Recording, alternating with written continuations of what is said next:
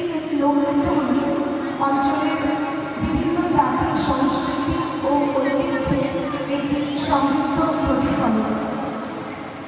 এগুলি নৃত্য নিশি উপজাতির দ্বারা পরিবেশিত হয়। এই নৃত্যে উজ্জ্বল পোশাক ও ছন্দময় মূর্তি বিদ্যমান।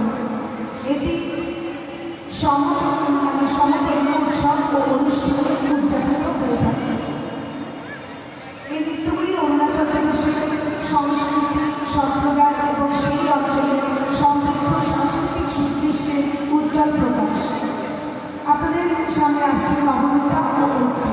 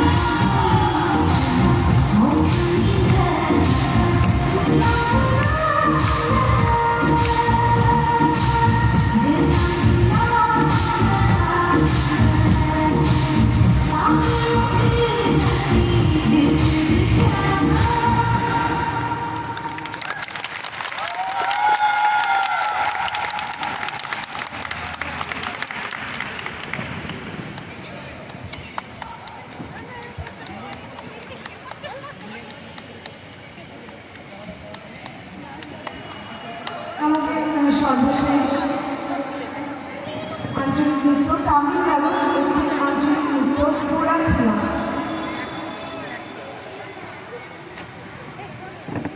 তামিলনাড়ুর একটি পাহাড়ি জিপসি সম্প্রদায়ের নাম পুরাথিয়া। তাদের একটি জনপ্রিয় নৃত্য এই পুরাথিয়া নৃত্যটি। এই নৃত্যের গতিময় ছন্দ ও সুন্দর সঙ্গীত পরিবেশনের জন্য এটি এর বৈশিষ্ট্য। এই নৃত্যে তাদের জীবনযাপন ও কৃষিকাজের দ্বারা জীবন ধারণের কাহিনী ফুটে ওঠে। এই নৃত্যে মোহিনী নাট্যের ছোঁয়া দেখা যায়। এই নৃত্য দর্শকের মন খুবই আকৃষ্ট করে, আর সাধারণ পোশাক পরার প্রলেপ আছে এর মধ্যে। এই পুরাথিয়া সংস্কৃতি যাতে হারিয়ে না যায় তার জন্য ভারত সরকার সংরক্ষণের অনেক রকম ব্যবস্থা গ্রহণ করেছে। আসলে এটাই আমাদের আঞ্চলিক নৃত্য বা ট্র্যাডিশনাল নৃত্যগুলি আস্তে আস্তে হারিয়ে যাচ্ছে। কেন হারিয়ে যাচ্ছে না, আমাদের এখনকার যারা যুবক সম্প্রদায় বা যারা আধুনিক জীবনযাপনে যারা অভ্যস্ত, তারা আমাদের ওয়েস্টার্ন কালচারকে অ্যাডপ্ট করেছে। ওয়েস্টার্ন কালচার নিয়ে তারা বেশি ব্যস্ত, যার জন্য আমাদের এই নিজেদের রাজ্যে যে পুরনো হয়ে আসছে সেই আঞ্চলিক নৃত্য ট্র্যাডিশনাল পোশাক আমরা কোনো কিছু দিয়ে রাখতে যত্নশীল হই। তো এই পুরাতন সংস্কৃতি যাতে হারিয়ে না যায় বলে ভারত সরকার তাদের সংরক্ষণে অনেক রকম ব্যবস্থা গ্রহণ করেছে। আজ আমরাও এইরকমই অজানা অচেনা কিছু আঞ্চলিক নৃত্য তুলে ধরেছি। এই নৃত্যটি পরিবেশন করতে আসছে আপনাদের সামনে মধুরা আঁকি ও দেবারতী।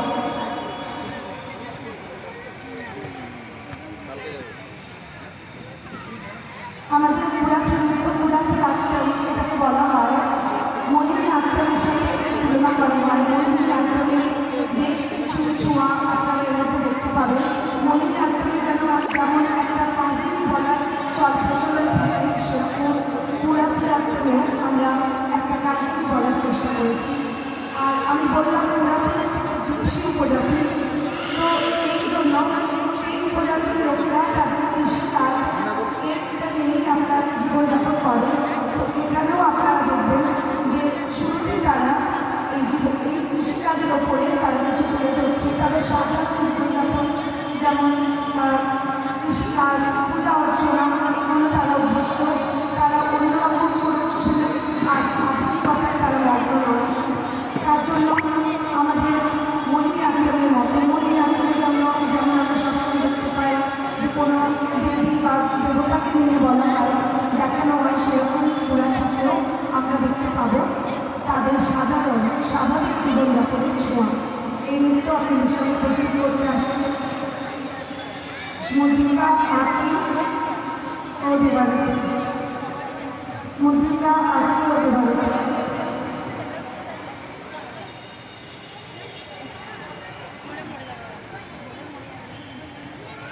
জিপসি কথার অর্থ যে তারা এক জায়গায় সবসময় থাকে না, এক জায়গা থেকে আরেক জায়গায় যায় এবং তাদের জীবনযাপন হয় বেশি কাজ না হলে নৃত্য বা সঙ্গীত দিয়ে তারা উপার্জন করে। তো তারা বিভিন্ন বাড়ি থেকে আমরা যখন যদি সার্চ করেন তখন দেখতে পাবেন যে বিভিন্ন এরকম দেখা আছে, এরকম অনেক ভিডিও আপনারা পাবেন যেখানে তারা প্রত্যেকের বাড়ি গিয়ে, যেমন আমরা রাজস্থানের কালবেলিয়া নৃত্য করলাম। কালবেলিয়া নৃত্যতেও সাঁওতালি সম্প্রদায়, আমরা এটাকে বলি পশ্চিমবঙ্গে কালবেলিয়া সম্প্রদায়ের লোকেরা বাড়ি গিয়ে নৃত্য পরিবেশন করে তাদের কাছ থেকে ভিক্ষা অর্জন করে। সেরকম পুরাতন নৃত্য দিয়ে তাই, তবে এটা আজকাল আমাদের বিভিন্ন অনুষ্ঠান, সাংস্কৃতিক অনুষ্ঠান, বিভিন্ন রকম ভারত সরকার যে সমস্ত অনুষ্ঠান আমাদের পরিচালনা করে সেই সমস্ত জায়গায় এই নৃত্য প্রদর্শন করা হয়, যার জন্য মানুষের আজকের জীবনে পুরাতন নৃত্য নিয়ে কিন্তু অনেক রকম নতুন ভাবনা চিন্তা করেছে। আপনাদের সামনে আসছে মধুরা এবং দেবারতী।